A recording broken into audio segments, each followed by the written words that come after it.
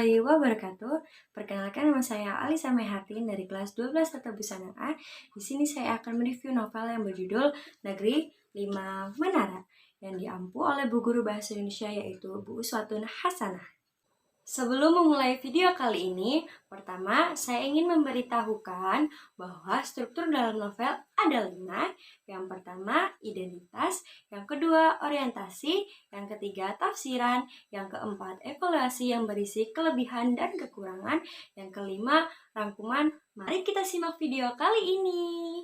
Identitas. Sebuah novel yang terinspirasi dari kisah nyata Ahmad Fuadi yang berjudul Negeri Lima Menara.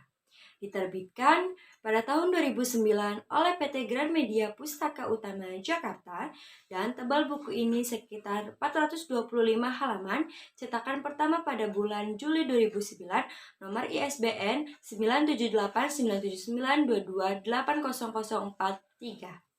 Dalam novel ini bercerita mengenai kehidupan dari seorang aku yang bernama Ali Fikri, seorang anak Minangkabau yang memiliki keinginan besar untuk melanjutkan sekolahnya di SMA Bukit Tinggi. Namun, keinginan itu tak dapat Alif wujudkan karena emaknya tak menyetujuinya. Dengan alasan kehidupan di SMA tidak bisa menunjang pengetahuan Alif akan dunia Islam dan ibunya ingin dia menjadi Buya Hamka pada halaman 8. Pada awalnya, Alif tidak menerima keputusan Ama yang tak sejalan dengannya, namun pada akhirnya Alif menyetujui untuk melanjutkan sekolahnya di Jawa, yaitu Pondok Pesantren Madani. Karena ia tertarik akan kisah dari rekan pamannya di Mesir yang juga lulusan Pondok Madani, di mana mereka begitu fasih akan bahasa Arab, bahasa Inggris, dan memiliki masa depan yang baik. Itu berarti ia juga menyanggupi kemauan dari amaknya untuk melanjutkan sekolah di sebuah pondok pesantren. Akhirnya, Alif pun berangkat untuk mendaftar di pondok pesantren Madani bersama ayahnya.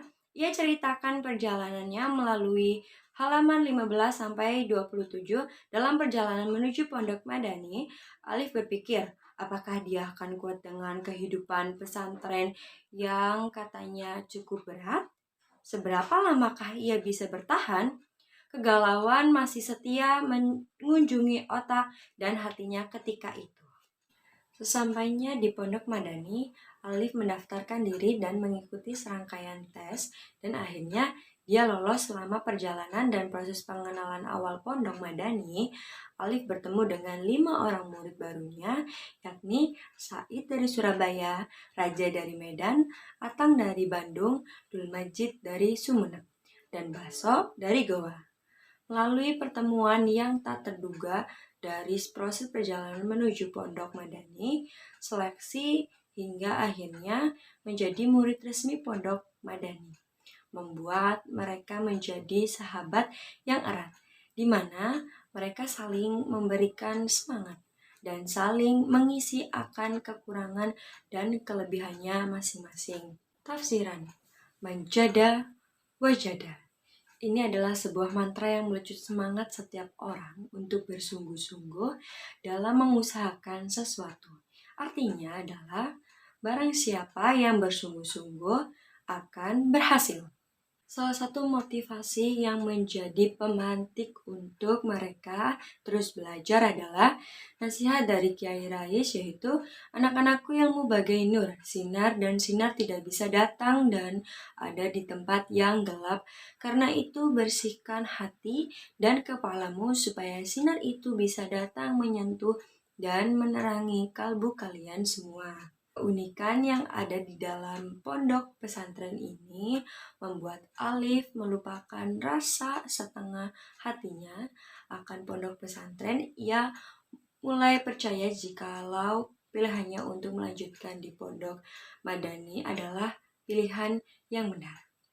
Hari demi hari yang dilalui di pondok Madani benar-benar mengubahnya menjadi karakter yang lebih baik dari sebelumnya. Walaupun banyak peraturan yang wajib dilaksanakan, namun Pondok Madani memberikan banyak pelajaran padanya. akan arti dari sebuah perjuangan, manfaat waktu, dan keajaiban akan impian bersama kelima sahabatnya yang lain. Ali selalu menyempatkan waktunya untuk menatap awan di bawah menara masjid. Mereka membayangkan seolah-olah awan tersebut berbentuk sama dengan sebuah negara impian mereka masing-masing. Berawal dari kebiasaan mereka membicarakan masa depan di bawah menara Masjid Pondok Madani, mereka akhirnya memberikan julukan untuk persahabatan mereka dengan julukan Sahibul Menara. Singkat cerita, setelah tahun ketiga berada di Pondok Pesantren Madani, salah satu anggota Sahibul Menara yang paling cerdas dan pintar menghafal Al-Quran, yaitu bernama Baso, memutuskan untuk keluar dari pondok pesantren karena alasan ekonomi dan permasalahan keluarga. Hal tersebut membuat Alif dan teman-temannya merasa sangat sedih karena harus ditinggal oleh Baso. Kelebihan dari novel ini adalah dengan adanya novel ini, penulis dapat menyampaikan gambaran nyata mengenai kehidupan pesantren modern yang mengajarkan bahkan mewajibkan para siswanya untuk memperdalam bahasa asing, seperti bahasa Inggris dan bahasa Arab. Novel ini juga dapat memberikan motivasi kepada para pembacanya melalui kalimat penyemangat yang ada di dalamnya dan dapat menginspirasi anak muda zaman sekarang untuk lebih bersemangat meraih cita-cita dan rasa patuh terhadap orang tua. Kita juga mendapatkan pelajaran yang begitu berharga, yaitu jangan pernah meremehkan sebuah impian setinggi apapun, karena Allah Maha mendengar doa dari umatnya.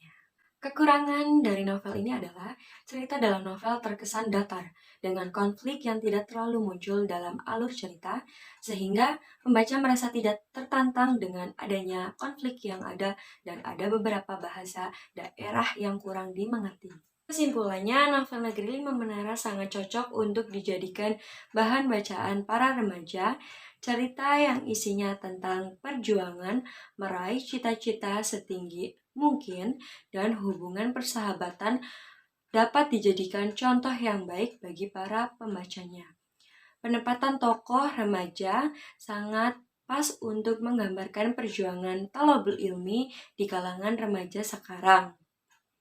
Di dalam novel Negeri Lima Menara ini, kalian akan diajak menjelajahi kehidupan di sebuah pondok pesantren dengan segala tradisi. Novel ini juga sangat bermanfaat dan penuh akan pesan-pesan dan makna religius.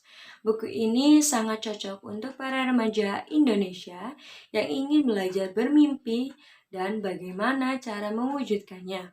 Buku ini juga sangat cocok bagi semua kalangan masyarakat yang ingin mengetahui tentang kehidupan pesantren yang ternyata memiliki pengaruh besar akan pergerakan kualitas masyarakat, terutama dalam hal pendidikan, melalui metode pembelajaran yang unik dan modern.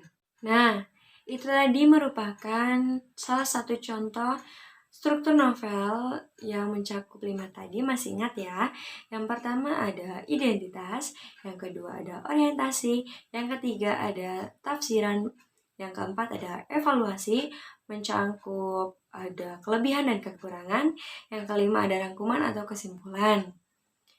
Saya akhiri, mohon maaf apabila ada kata-kata yang kurang berkenan di hati kalian, tolong dimaafkan ya. Wassalamualaikum warahmatullahi wabarakatuh.